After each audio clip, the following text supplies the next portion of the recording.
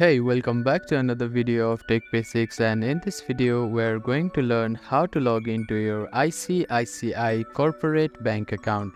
First of all, open up your preferred web browser.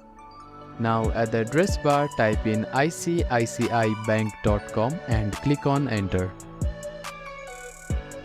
After that you will be directed to official homepage of ICICI Bank. Now at the top right corner you can see a login button. Over to it and you will find many options. Select corporate from here and click on it. After that you can type in your login ID and password here. You can also click on this keyboard to open a virtual keyboard. Now you can click on this drop down menu where you can get directly logged in. After that click on proceed button to log into your ICICI corporate bank account.